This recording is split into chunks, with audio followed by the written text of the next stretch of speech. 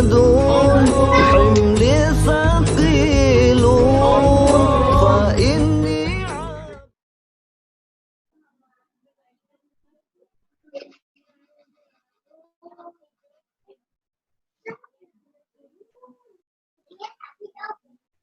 Bismillahirrahmanirrahim. Assalamualaikum warahmatullahi wabarakatuh. Innal hamdalillah nasta'inuhu wa nastaghfiruh wa na'udzu billahi min shururi anfusina wa min sayyiati a'malina. May yahdihillahu fala mudilla lahu wa may yudlil fala hadiya lahu. Wassalatu wassalamu ala Rasulillah Sayyidina Muhammad bin Abdullah wa ala alihi wa sahbihi wa mawalah. Amma ba'd, hadirin dan hadirat pemirsa media dakwah Indonesia. Syukur alhamdulillah kita panjatkan atas segala nikmat Allah Subhanahu wa taala yang telah memberikan keafiatan, kesehatan, dan perlindungan kepada kita semua. Semoga kita senantiasa meningkatkan keimanan kita, menjaga keislaman kita, sehingga kita semua berharap menjadi orang-orang yang bertakwa. Salawat dan salam senantiasa kita kirimkan kepada Rasulullah Muhammad sallallahu alaihi wasallam, kepada keluarganya, sahabatnya, dan kita sebagai pengikutnya hingga akhir zaman. Hadirin pemirsa media dakwah Indonesia, pada kesempatan ini kita kembali lagi untuk belajar berkaitan tentang ibadah puasa. Pada kesempatan ini, tema yang akan kita kaji adalah membahas tentang kualitas puasa. Indonesia semestinya menjadi negara yang paling aman, baik, dan sejahtera. Bagaimana tidak? Indonesia penduduk muslim terbesar di dunia. Jumlah umat Islam ada sekitar 87%. Hingga jika salat, haji, dan puasanya memberi efek baik pada kehidupannya. Jika salatnya benar dan memberi efek, tentu tidak menjadi orang baik, tetapi juga dapat mencegah orang lain dari perbuatan keji dan mungkar. Jika puasanya berjalan baik, maka tidak ada caci maki, fitnah, kedengkian, dan korupsi. Itulah harapan-harapan kita ketika kita mengukur sebagai muslim yang terbaik. Cuma yang disayangkan, ibadah kita kadang-kadang tidak selalu mencapai tujuan syariah. Kadangkala ibadah hanya untuk menggugurkan kewajiban atau melepaskan tanggung jawab. Seringkali penekanan ibadah akan sah bukan diterima oleh Allah Subhanahu wa taala. Ibadah yang dapat memperbaiki kehidupan jika ibadahnya dilakukan secara sah dan diterima oleh Allah Subhanahu wa taala. Ini menjadi renungan buat kita semua, bahwa ketika kita melaksanakan ibadah kepada Allah Subhanahu wa taala, maka secara syariah bukan hanya kita menggugurkan kewajiban atau melepaskan tanggung jawab, tetapi ibadah-ibadah yang kita lakukan pada hakikatnya adalah bagaimana memperbaiki kehidupan kita.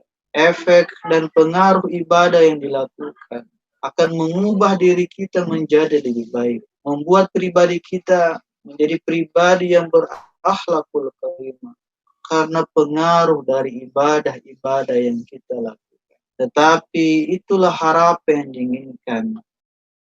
Jadi banyak fakta yang di lapangan bahwa ketika kita melaksanakan ibadah, kadangkala hanya sekedar menggugurkan kewajiban atau hanya ingin melepaskan tanggung jawab sehingga tidak memiliki pengaruh terhadap diri kita, tidak memiliki efek perubahan kita untuk menjadi baik.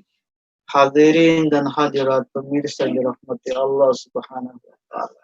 Semoga ibadah puasa yang sementara kita jalani bulan ini, insya Allah senantiasa kita berharap agar ada sesuatu yang berbeda dari ibadah puasa yang lalu. Ada hasil yang berbeda yang kita rasakan dibandingkan ibadah puasa tahun yang lalu. Tentu yang diinginkan adalah kita berubah menjadi seorang muslim dan muslimah yang dicintai oleh Allah Subhanahu wa taala lewat perubahan kepribadian, yaitu akhlakul karimah. Hadirin dan hadirat pemirsa yang dirahmati Allah Subhanahu wa taala. Meskipun melakukan ibadah pada hari dan waktu yang sama, belum tentu bernilai sama kualitasnya. Kita melaksanakan ibadah maghrib, belum tentu sama dengan maghrib yang lalu. Atau kita melaksanakan malam ini kita salat isya, belum tentu sama kualitas salat isya yang kita kerjakan akan esok harinya. Olehnya itu, kualitas ibadah ditentukan oleh iman di dalam hati kita dan syariah dalam pelaksanaannya. Imanlah yang menjadi standar kualitas ibadah yang kita lakukan. Semakin bagus keimanan kita kepada Allah Subhanahu wa taala, semakin bagus pengharapan kita kepada Allah, semakin bagus keikhlasan kita kepada Allah, maka kualitas ibadah akan mengikuti. Tetapi kalau hati kita busuk, hati kita kotor, maka kualitas ibadah kita akan menurun. Olehnya itu, seperti ibadah puasa yang dilaksanakan oleh beberapa saudara-saudara kita di dalam satu keluarga, pasti kualitasnya berbeda-beda, tidak akan sama kualitasnya walaupun kita berpuasa dalam satu keluarga. Karena kenapa? Karena tergantung dari kadar iman dan praktek puasa. Hadirin dan hadirat pemirsa media dakwah Indonesia yang dirahmati Allah Subhanahu wa taala. Ada beberapa bentuk atau tipe dalam menghadapi dan melewati bulan Ramadan sehingga ada efek dalam kehidupannya. Yang pertama, terus menanjak naik derajatnya karena puasa Ramadan. Ini tipe yang pertama. Jadi dari puasa pertama, puasa kedua, puasa ketiga, puasa hari kelima dan keenam dan ketujuh, itu menanjak naik derajatnya. Mereka adalah orang-orang yang soleh dan hatinya bersih. Sebelumnya mereka sadar tentang keikhlasan dan beramal saleh. Namun tambah kebaikannya karena dilipat gandakan oleh keutamaan bulan Ramadan. Ini tipe yang pertama, yaitu setiap waktu, setiap hari, kualitas ibadahnya semakin naik, sehingga derajat ibadah puasanya juga menghasilkan kualitas keikhlasannya dan beramal saleh. Tentu kita berharap ini yang kita rasakan, yaitu tipe yang pertama. Bagaimana dengan tipe yang kedua? Kalau tipe yang kedua, orang yang meningkat derajatnya dengan datangnya bulan Ramadan. Mereka adalah orang-orang beriman yang beramal saleh sekedarnya, namun terus meningkatkan amal baiknya di bulan Ramadan. Jadi orang ini derajatnya terus meningkat dengan datangnya bulan Ramadan. Yang ketiga adalah kebaikannya meningkat karena bertemu dengan bulan Ramadan dan setelahnya menurun derajatnya.